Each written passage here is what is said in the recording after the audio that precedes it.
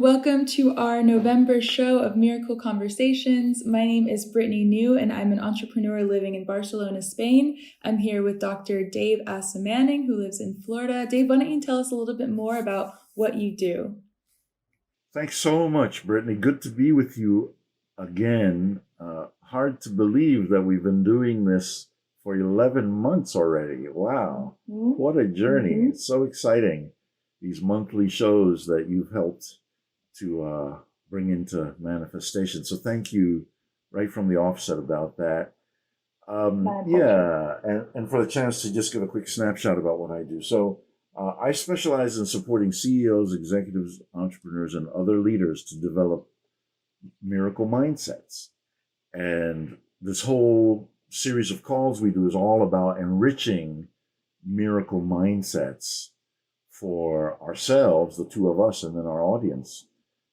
And these miracle mindsets, I think, lead to improved effectiveness, ease, and fulfillment in the professional and personal lives of the leaders that we're addressing and that I work with as an executive coach. So that's it in a nutshell. Somebody might say, oh, so what's a miracle? Are we talking about religion or spirituality, or what's the definition of miracle we're using? And I have a what I think is a very functional definition of miracle, which is that miracles are solutions to problems that seem impossible to solve. So for me, over the years, that's the definition I've become happy with, and it doesn't pertain to just a religious or spiritual miracle. It can be anything in life that seemed impossible to accomplish or solve as a problem that somehow got solved, and so we're trying to support the developing of the type of mindset that is constantly able to solve pretty much any problem that shows up in one's life. Wonderful. I think that is such a very cool focus that you have. I mean, imagine being in the business of miracles. Like, that's just such a positive career to be working in.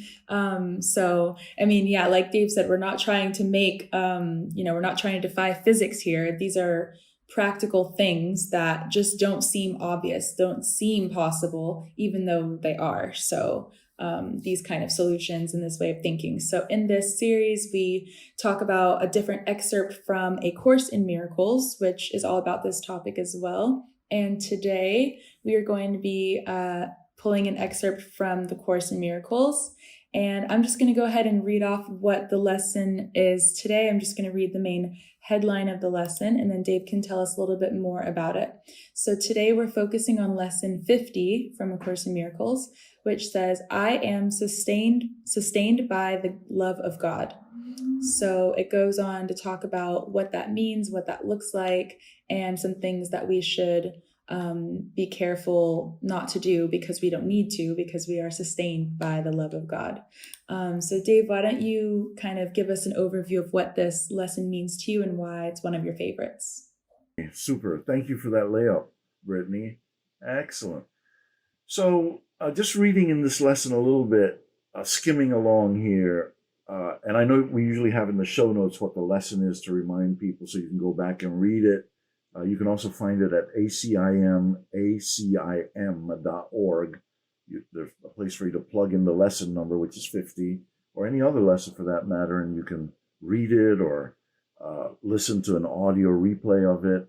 So this lesson in the very first paragraph talks about the fact that the answer to every problem that will confront us at any point in time is inside of us, and that it's the love of God inside of us. This is the answer to every problem. So it starts out right out of the gate by saying that that's the answer.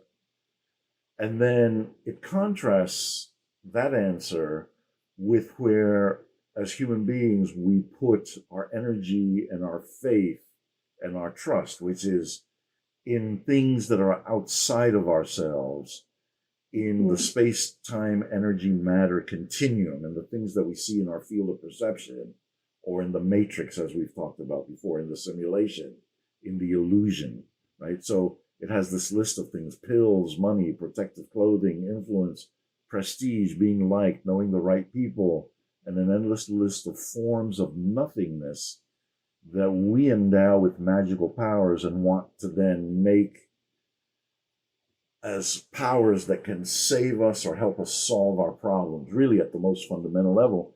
And this lesson is right out the gate saying that's a very tragic mistake to do that, right?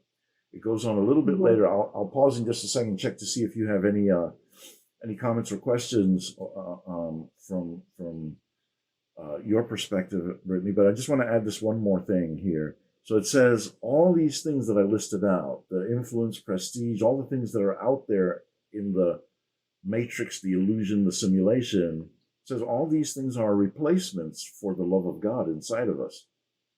And then all these things are cherished to ensure a body identification. And that at the end of the day, none of these things will sustain us in a lasting way. So just setting this lesson up to show the dichotomy between things that are external to us, that we put a lot of energy and trust and faith into, but at the end of the day are not the answer to our deepest problems, and don't have real continuity or consistency or problem solving ability for us. And then this love of God inside of us. Anything coming up for you? Yes, I'm just realizing it's such a synchronicity that we're talking about this today, because I was just today preparing a social media post that I'm going to put out around New Year's about this New Year, New Me phenomenon. And I'll tell you what the post is going to say. I was very proud of this idea. I mean, it's quite simple, but I was just going to list, it's not a bad thing to want to lose weight. It's not a bad thing to want to make more money. It's not a bad thing to want more followers on Instagram. But in the next photo, it would say, remember that these things have nothing to do with your worth and your value, and you're already enough. But let's have a great new year. So, I mean, you have to separate these body desires that, they're very practical, they're very natural for us to have as humans on this earth, but we have to be able to separate this body from this spirit and remember that, as it might seem every day like we're striving for certain outcomes related to the body, we already know that we have everything that we need, which comes back to this sustained by the love of God. So I think it's just such a synchronicity that I had written that post today. Wow, that is a synchronicity. And I love that word synchronicity. Oh, it's such a thrill to hear you apply it. And it is such a synchronicity that we didn't coordinate between the blog post you were preparing and this lesson. And yet here we have the same underlying theme, right? Which is you're encouraging your audience, if I read you correctly, that you're encouraging your audience to go with gusto for the things that they want: more followers, less weight, more money, but to make sure that isn't the defining component of self-worth, which comes from something more fundamental inside, right? Am I getting that right? Exactly. Yeah. Yes, absolutely. Right. Well, thank you for sharing that. I can't wait to read the post when it comes out, and we'll be doing this series on into the new year and through the new year, so we'll have a perfect opportunity to circle back to your post if it still feels relevant to the flow of what we're doing. So might want to both remember to connect around that again. So this is the course has interesting specific language that it uses, right? So it says, for instance, that the external focus is about body identification, right? And that when it says body identification, I imagine that people listening or reading the passage would say, okay, body identification, what's that, and what's wrong with body identification? Shouldn't we take care of our bodies? Shouldn't we love our bodies? And I just want to highlight the one. I think the course is saying there is that the ego wants to make us think that the sum total of who we are is in and through our bodies. That's who we are, the way we look, the way our bodies present in the world, that's who Dave is, or that's who Brittany is.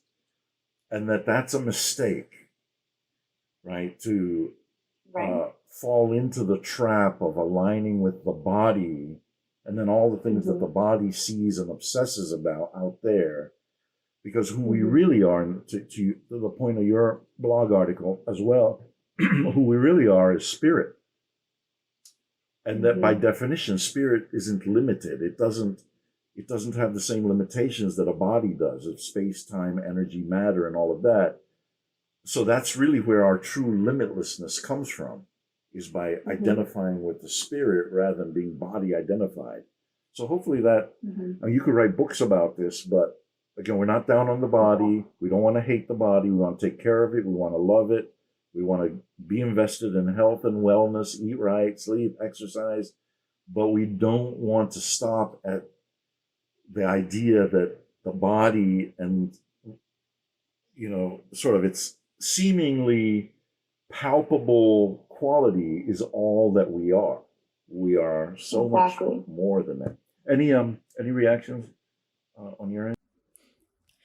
Yeah, I think also just remembering that we have these seasons in life. I mean, our body goes through so many changes as we grow and evolve, and it's really hard to fathom that we are always the same spiritual being, no matter how old we are, no matter how much we weigh, how big we are physically, how much we know, how much education we have, how much money we have. We're always going to be the same. So I was thinking in that post also writing New Year, same you, but you could change elements, but it's New Year, same you, kind of, everyone's like New Year, new me. But no, it's just different versions of you, and that's okay. Because you're already exactly enough as you are. So that is kind of the principle here. So yeah, you can continue with the next points that you have. Very excited to dive deeper into this.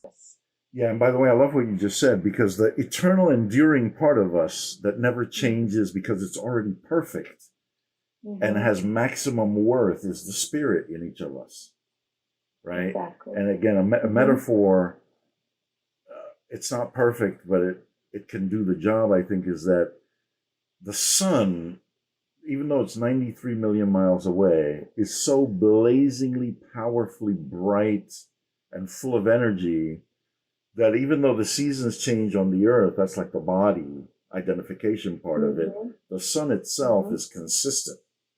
It's the same pretty much through millions and millions and millions of even billions of years, right? So it's a little bit of a kind of we're not just sort of doing happy talk about the fact that, we're all so worthwhile and we've all got such great worth. Again, it's not at the body level, even though we're all valuable at that level, but the true acme or highest height of our worth comes from the sun inside of us, the spirit, that spiritual sun. Right. So, so just a few more things in this lesson, and then we'll pivot to some application. So the lesson then begins to intensify the message about not being body identified, and it says, only the love of God will protect you in all circumstances. It will lift you out of every trial and raise you high above all the perceived dangers of this world into a climate of perfect peace and safety. It will transport you into a state of mind that nothing can threaten, nothing can disturb, and where nothing can intrude upon the eternal calm of that inner sun, S-U-N. And so this is something that the Course does quite often, and we've seen this before. It really promotes the idea that it's selling to us by giving us these amazing guarantees. It's like if we really read this passage and we believe what it's saying, there's probably nothing else that we should really invest our time and energy in than this. I mean, we could do other things, but not more energy in other things than this. It'll take you out of every problem. It'll give you peace of mind that won't be threatened ever. I mean, it's like, wow, are they on crack, or what are they saying over there? It's like, I mean, it's like, are you for real? I mean, if somebody was selling me something and they made a guarantee like this, I'd be like, I don't know. It seems exaggerated, So, but the point I'm making is not to diss the claim or the guarantee, but to say this book has thousands and thousands, I mean, well, not thousands and thousands, but thousands of pages at least of this type of encouragement and affirmation. Plug into this thing that it won't disappoint you. You'll have this enormous power. You'll solve your problems. You'll have a constant state of peace of mind. I'm like, wow, okay. I could get with that, you know. So the last thing I really want to highlight here, in terms of a little bit of this theory, is this sentence in paragraph 4. It's sentence number 5. It says, through the love of God within you, you can resolve all seeming difficulties without effort and ensure confidence. This is my favorite sentence within this, one of my favorite lessons, because that sentence, every time I read it as is, or in the version that I've made of it, which is a personal affirmation, I just get a sense of inspiration and lift that whatever problem I'm dealing with, whether it's a health issue, a financial issue, a business development issue, a relationship issue, a romantic, whatever it is, that if I pivot to this sentence, I begin to feel the solution to the problem approaching, right? So, for instance, the way I've made it into a personal affirmation is that it goes this way: through the love of God within me, I resolve all seeming difficulties without effort and ensure confidence, right? The without effort and ensure confidence, that really sounds, again, like a real massive sell and guarantee. It's like, you mean I can solve any problem whatsoever without effort? That sounds good.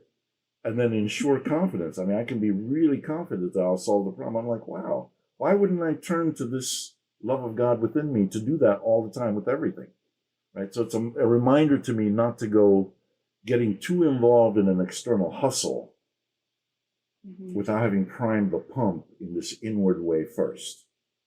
Any thoughts, any reactions? And then there's just a little bit on the practical side about this lesson, and then we'll start to wrap up on the lesson itself.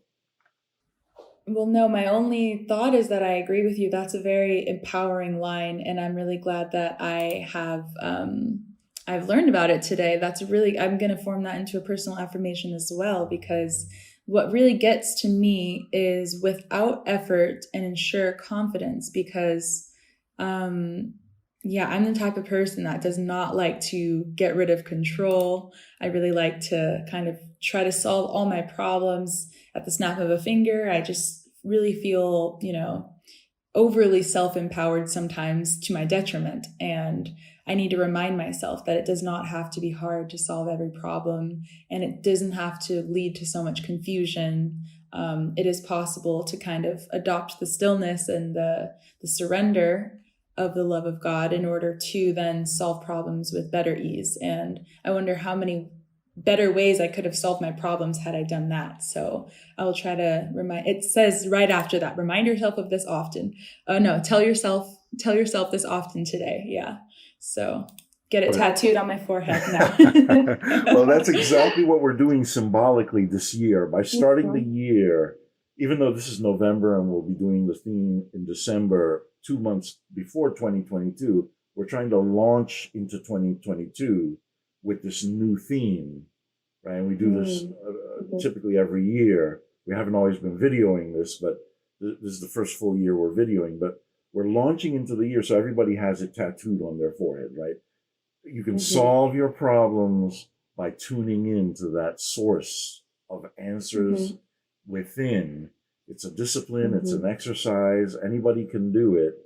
And once we start to really gain familiarity with it, we hesitate to use any other type of approach to solve a problem, because this way is guaranteed, and it has minimal effort involved, and we can do it with maximum confidence.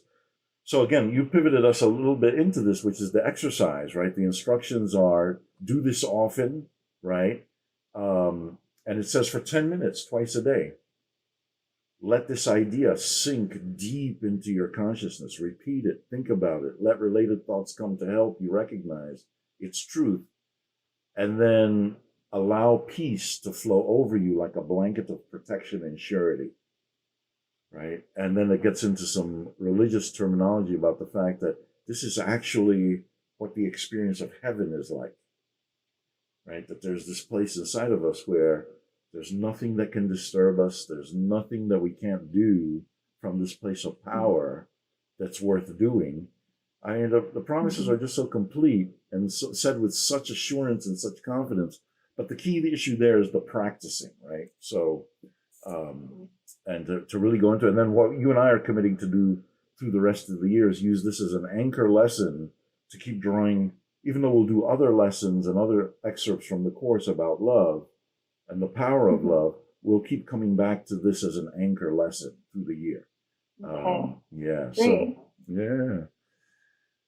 So I know you usually pivot us, and I love you that you do this. You usually pivot us into some practical dimensions to this, right? And so, and again, we're both very careful and conscientious not to divulge personal things about the people we work with, or family members, or friends. So we're usually giving generic examples when we do give them. My main example today is drawn from my schedule, my weekly schedule. So I I'll map out the clients I'm going to do Zoom calls with or phone calls with. It's all pretty much remote since COVID and even before COVID. And I have an optimal number of sessions. I can do 4 sessions a day and really just sort of flow and be smooth about the whole process. And in the last few months, I've been booking 7 or 8 calls a day. Wow. And sometimes I'll do this part of the exercise, getting into the love of God. And I'm like, Dave, what are you doing? You have to have some boundaries and stick to your 4, maybe 5 calls a day, but you're booking too many calls. You're burnt out. You don't, I mean, I try to be present for everyone, but it can be a bit of a battle to say, wow, I got 8 calls. When is the day going to end? That kind of thing. And so I was tapping into source inside, and I was saying, so what do I do? Like between kind of reaching my limit for daily calls and knowing that a practical solution eventually is to create more group calls where I bundle a number of sessions together. There's less sort of individual focus by definition, but, can meet more need. You can, have quite a few more people in the group and support and help more people that way. It's like, okay, that'll take some time to get up into the air, and I'm not quite there yet. So this is what began to happen as I was tuning into spirit inside. And so what would begin to happen was that my schedule would just kind of iron itself out. The wrinkles would get ironed out, and a client would say, oh, can we reschedule? Can't make the call today. I need to, and I was like, and then my schedule would get lighter to a level where I could sustain it. But it wasn't just limited to 4 sessions automatically. It was almost as though Spirit was reading me. And if I needed to drop 1 session, somehow that 1 session would get miraculously dropped. If on a day I needed to drop 2 sessions would get dropped. So it's like, you go ahead and fill your calendar when people ask you, and then Spirit would sort of orchestrate things so that if you needed to do less, they were always, I was just watching this unfold before my eyes week after week after week. And so I don't have to be rigid on the one hand about I can only do 4 a day. And then I usually don't get more than 7 or 8 a day, but then Spirit kind of helps me find the right balance without me having to do anything. And then people say, oh, so will it cost me? And I always say, no, it won't cost you, because it's such a gift when they have to reschedule. I know it's a God wink, It's like my load is being lightened to what I can handle. So I hope that story's clear, but back to you. Anyone watching, if you have a meeting with Dave, that does not give you permission to be flaky, okay? You better show up on time. You're not getting a refund unless Spirit has your back, which it might. So and you actually make a very good point, because with everybody that I see, the reason that there's no penalty for canceling at the last minute or having to reschedule at the last minute is because nobody's flaky. That's the reason it always works. It's like, it's such a surprise that they have to do it because they don't do it that often.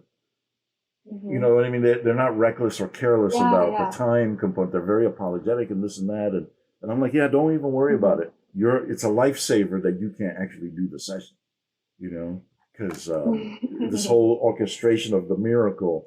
So my point is that in space and time, in other parts, the Course actually talks about this, right? Where if we tune into this source of love, it gives spirit permission to reorganize the kaleidoscope of space and time so that it's flowing with and for us rather than against us.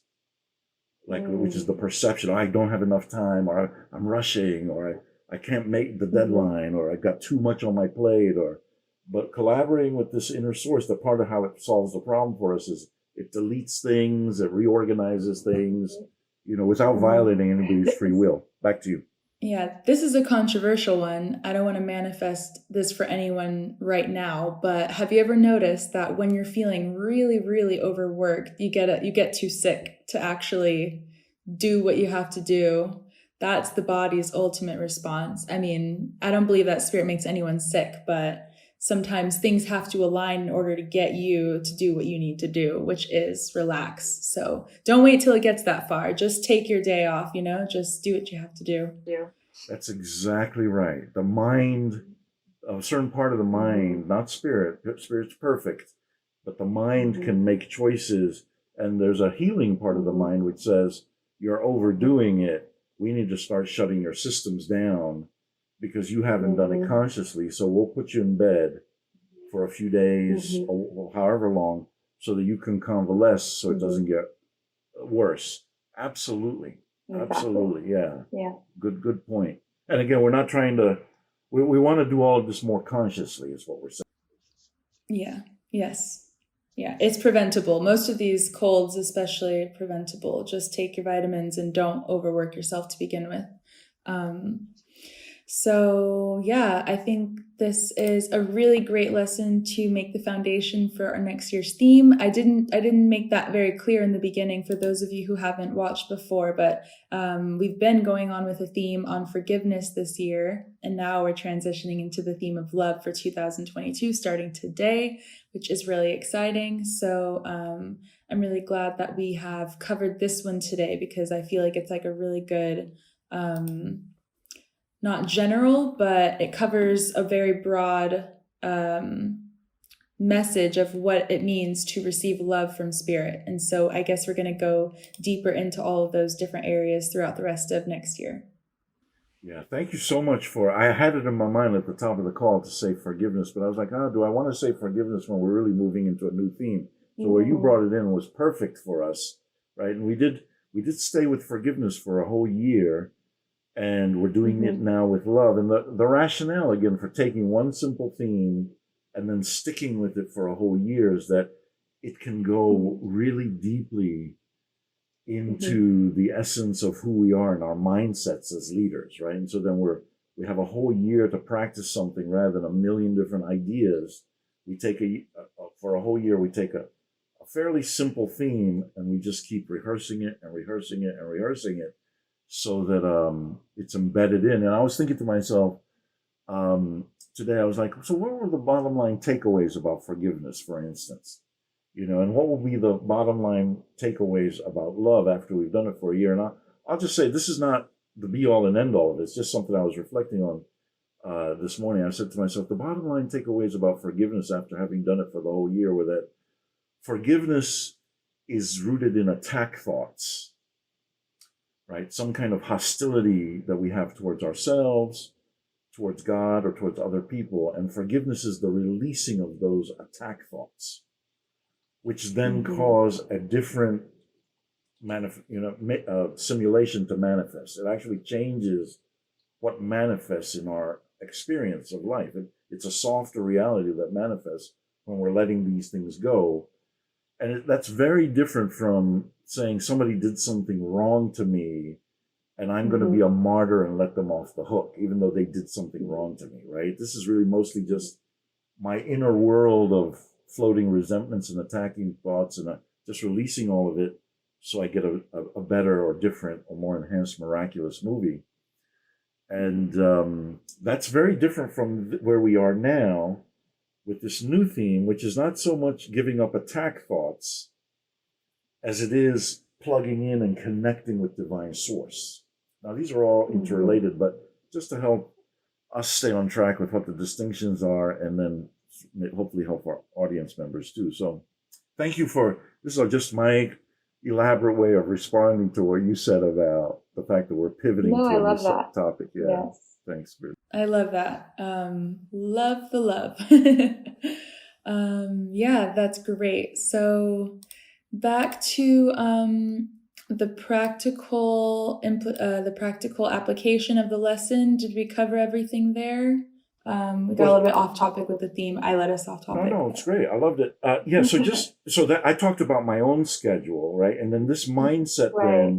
I feel like this way of approaching the miracle mindset through the love of God within can help very, very, very busy CEOs and executives and entrepreneurs who can often seem to have the weight of the world on their shoulders in a million different directions, right? And it's like, if we can tap into this mindset, then the heavy lifting of most of that gets organized on one's behalf. And that the basic, minimal, daily, reasonable things that one can do to manage one's schedule and manage one's direct reports and one's committees and boards and teams and so on, that all gets done in a cadence and a rhythm that's completely manageable and completely in flow and relaxed, because Spirit is solving the heavy-duty problems in the whole thing. And then it begins to not be so frenetic, not so like I got the weight of the whole world on my shoulder, but the discipline is getting into the mindset. That's the real discipline. Without it, it seems like there's no other way but just to keep slogging through almost insurmountable amounts of challenges, and we're trying to flip it so that, all of that stuff doesn't get distracting, and that we have some pretty straightforward, simple things that we do on a consistent basis that always solve all the problems. I don't know how that's registering with you, Brittany. Any thoughts? Yeah, the word trust is coming to mind. I feel like we really need to trust in Spirit to have the authority to do these things for us. And so the thing that you noticed about your schedule, it's interesting because you could be experiencing the exact same thing, and you could still feel very overworked and overloaded, even though you have averaged out to 4 calls a day, because you're failing to acknowledge that Spirit has been helping you. And now you're at the point where you're even expecting it and you're relying on it, and you have this sense of, it said in the lesson, well, going back to that line that we liked, with confidence, right? Is that what it said? In pure, ensure confidence. So that is the other ingredient here, is that when you can trust, then you have that sure confidence. And so recognizing that, having that confidence eliminates all of the negative feelings and the attack thoughts that you might get even in the same situation where you are now, if you weren't acknowledging how Spirit has been helping you, saving you, having your back, and showing you that love. So trust in Spirit. I'm excited to put right in here, piggybacking off of what you just said. You brought it up and reminded me from time to time that we also talk about the lighthouse brand, right? And how a CEO and entrepreneur is kind of, in a good way, responsible for what you and I refer to as a lighthouse brand, where you're plugged into the sun, S-U-N, inside, the dazzling, bright quality of that spiritual nature that we all have. And that when we plug into that, there's a light that emanates into our enterprises, our products, our services, our organizations, the branding, the colors, the images, social media. It's sort of like fireworks that, are expressions of this inner light. And people can pick up on that, and it can support them to then also pay that forward, right? To keep releasing it forward, where it's like, oh, there is this difference between struggling in scarcity of time, money, energy, love, patience, or really flowing from this place where while there's still a billion things that need to get done, I personally Mm-hmm. don't have to do that much heavy lifting. And Mm-hmm. no one person does. We all together make the load lighter by tapping into this source Mm-hmm. and enhancing this idea of the lighthouse brand. Mm-hmm. So thank you for, I don't know whether it was in our prep for the call or at the beginning of the call where you reminded me of this. Just love patching that in based on um, the part you were just sharing about trust. Yeah, thank you for that. Yeah, I love the lighthouse brand concept. I thought that was really fun when you mentioned that a few episodes ago. Um, so yeah, is there anything else you wanted to add about this lesson?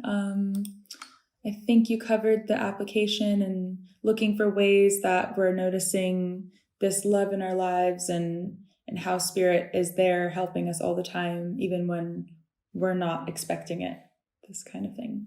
Yeah, the only other thing I'll circle back to a little bit is synchronicity before we end. So you mentioned the synchronicity of the article you're preparing, the blog article or post, or if it's a video even.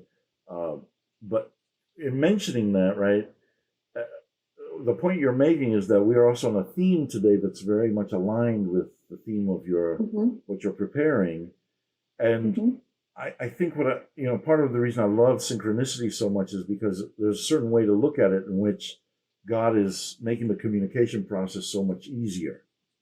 Saying, Mm-hmm. oh, you guys, okay, I'm speaking to both of you in two different places about the same Mm-hmm. thing. And then you get to share it with each other and reinforce it and make this idea even stronger. And the communication of that Mm-hmm. is so elegant because we didn't actually have to sit down and tap it out. Hey, the agenda Yeah. item is that we're both in sync about. It just happened in some Mm-hmm. effortless way. And just we've manifested this same idea right on the program today. Mm-hmm. And that we're saying that Mm-hmm. there's a certain level at which that happens more and more and more about everything, Mm-hmm. and to live in that state of synchronistic flow where it's just, you know that God, you're on a wave that the divine is just using to open up possibilities and abundance and healing, and that you're again paying all of that forward over and over again. So that's the last of it for me today. All right, I love that. I'll add that I've been using the word synchronicity so much lately that my friends and my family members are calling me like, Brittany, I had a synchronicity today. What does this mean? What should I do?